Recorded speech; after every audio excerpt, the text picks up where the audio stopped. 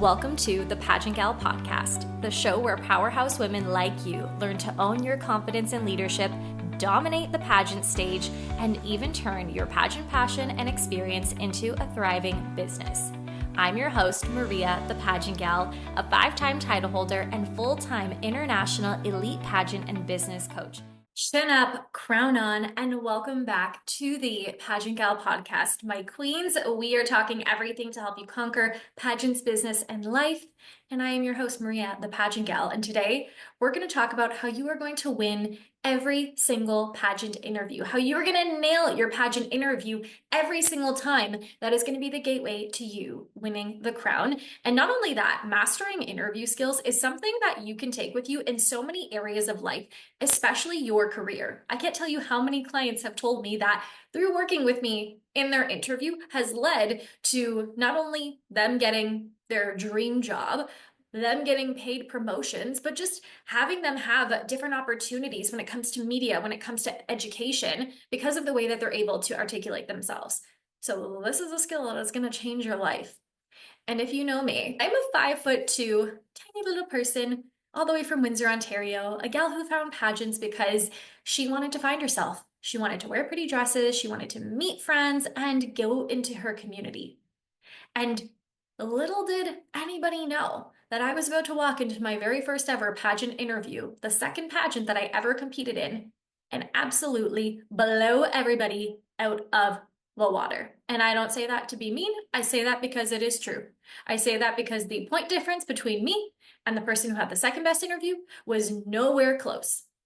That led into every other area of competition, me shining, me having a connection, an unspoken connection with the judges that led to me winning my first title. Even though it was only my second competition, even though I was the shortest one on stage, even though I had a little bit of a trip up in my final question on stage, even though I didn't have the most perfect walk, when you know how to articulate yourself, when you know how to nail your pageant interview, good luck to the other delegates around you, because you are an unstoppable force, my dear. And it creates what I call these little energetic connections with your judges that they just remember you. But let's actually talk about how you're going to do this in your interview. Because again, one thing I talk about a lot is that I don't like leaving things up to chance. I don't want to go into my interview freaking out. Interview's already nerve-wracking enough. But it doesn't help when you don't have a process to go into interview with to help yourself feel rooted, feel confident, feel calm, and feel like no matter what question they ask you, you've got your back. Okay, so let's actually talk about what we can do, because if you go into your interview and you're someone who blanks, if you're someone who goes in an interview and you just tell me you just make it up as you go, whatever questions they ask you, you give answers, like you don't have a strategy. If you're someone who's too vague to the point where you never remember your answers, you never remember the questions, your answers go on for like over a minute, you're not going to be confident going in the interview room. You're not going to be confident leaving the interview room, going into the rest of your competition, and girl, you ain't going to win. It's just that. It's just like that. Having a bad interview rarely will ever be made up in the scoring so that you can actually win the title. So what do we need to do? We need to teach you the fundamentals of nailing your pageant interview. Now, I will say, I do have I have so many interview resources. I have a full interview program. When you join the Make It Rain membership, you get access to my winning Nail Your Pageant interview sheet and my 3-part Nail Your Pageant interview program. So I'm not going to go over every single thing because there's so much that I could say, but there's so much that I can say to all of you without even needing to know my strategy, my personal approach. So these are the main things that I want you to know and I want you to do going into your interview that are going to help you feel even 10% more confident by the end of this podcast episode. So the first thing is that I want you to stick to a formula that works for you, a formula that you can go back to every time to know that even if you don't know what you want to say, even if you didn't hear the question before, you're going to come back to this formula and allow it to guide you through your answer. I call this the 3-step formula. I call this the Nail Your Pageant interview strategy. I call this tying your answers back to you, right? There's different ways that you can go about this, but having your own formula allows you to have your back. It allows you to practice interview and not have to answer and know hundreds of different interview questions, because that's not going to help you. Because eventually you're going to get a question you've never heard before. And you have to have your back. You have to know how to navigate that. And it's so much easier when you have a structured way to answer questions or a structured strategy that you can fall back on, that no matter what the question is, you know you can come back to.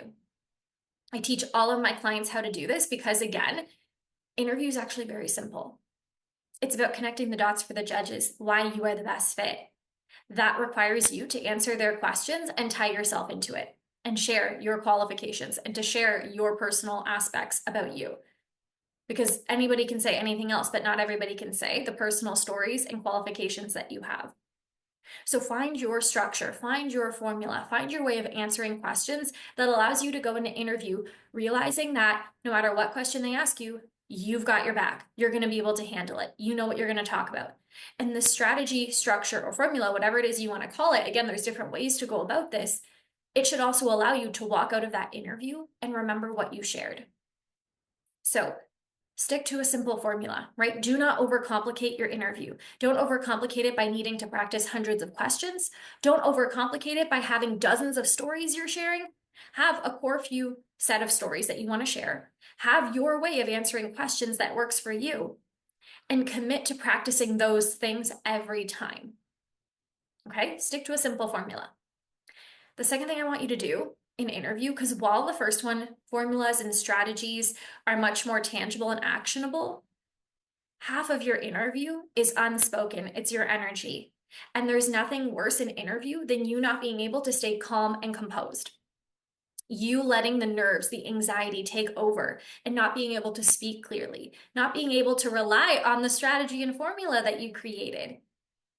And that's why I say one of the things I could probably create an entire interview course just on breathing and staying composed, especially in challenging situations. And that's where I say, if you're not actively seeking out challenges in your pageant preparation to learn how to navigate your own nerves facing those challenges, you're gonna be shakeable in your interview.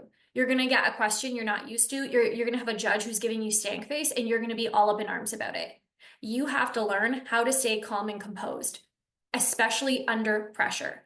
You have to learn how to breathe and how to collect your thoughts and then speak with conviction. Speak from a place of connection to yourself and self-awareness. Because if you're not, your eyes are going to be all over the place. You're going to be speaking out of breath. You're going to be talking at the judges versus talking with them. And there's nothing worse than having a really great interview strategy, having all of the right qualifications, but the judges couldn't breathe when you were in the room because you were not breathing and you were not composed. So you have to stay calm. You have to learn how to ground yourself. You have to learn how to ground your nerves, even if you are stressed. You have to learn how to navigate those nerves and not let the judges know or feel that you're nervous. And that's going to be a different process for everybody, whether it's mantras, deep breathing, working with Maria, the Pageant Gal coach, to help you through these things. Half of your interview is energy. What is your energy like in your interview? You need to assess that. If you're nervous, if you're shy, if you're quiet, if you're very soft-spoken, you need to learn how to turn it on. Because part of it is not fake it till you make it, but it is understanding that people connect with energy. So you can't bring this like meek, shy, scared little girl in the interview and hope that your qualifications are going to be what connects and wins. You need to learn how to stay calm and how to project a confident, convicted, but composed version of you, which is a skill. The next thing that you're going to do, two more things. So first we have stick to a simple formula that works for you. Stay calm. Next, I want you to be practicing out loud, and I want you to be practicing as if every single time you practice, you have a judge right there scoring you out of 10. How much more would you allow yourself to actually speak like you're in an interview? How much more would you just answer the question without stopping 10 times, without starting over, without saying, oh, wait, I don't know that one? So many women do that. And I'm like, guess what? In your interview, you don't get do-overs. So you have to practice out loud and you have to commit to doing it as if you were performing.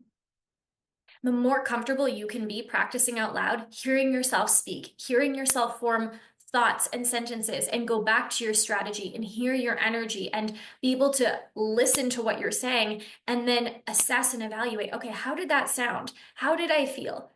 How did that go? And be able to refine that. That's a beautiful thing, right?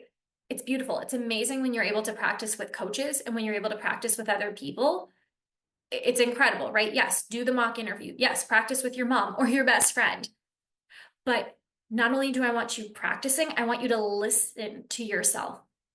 Because if you're someone who every time you have a question that you don't know how to answer, you just stop and you're like, oh, well, let me think about that one. No, answer it. If this was your interview, you don't have time to think about it. So go through it. So there's something to be said about the way that you're practicing your mock interviews that is also going to give a really big tell if you're actually ready for that title, if you're actually ready to nail the interview. And the last thing that you're going to need to nail your interview, and again, we haven't even gone into any of the nail your pageant interview strategy, but it's to be authentic. It is to be authentic. And that's where I'm going to say it again. This is not a fake it till you make it game. Screw anybody who says that. That's garbage advice. And I'm so sorry that you've ever had to hear that before, because you never need to fake it. You have confidence within you that we can resource and pull out and grow so that your natural personality shines, so that your natural essence connects with the judges, so that they feel you and who you are and how you're being with yourself every day. And this is not something you can do 5 minutes before you go and interview.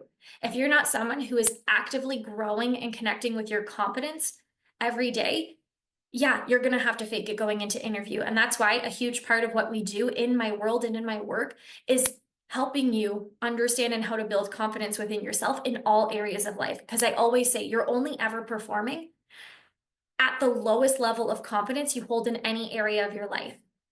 So yeah, it's great. You could have a really great stage winning walk when it comes to, let's say, posting on social media. You're scared, you're worried about judgment, you're afraid people are going to hate on you, you're worried about what people think. That's where your confidence is. So we need to increase your overall default level of confidence so that you can feel like your natural best self speaking in interview. That's when the most authentic version of you is going to shine through. Not when you have to fake it, not when you have to do what I call like be like a show pony where you have to like do all the things and share all the things to overcompensate for you not feeling good enough.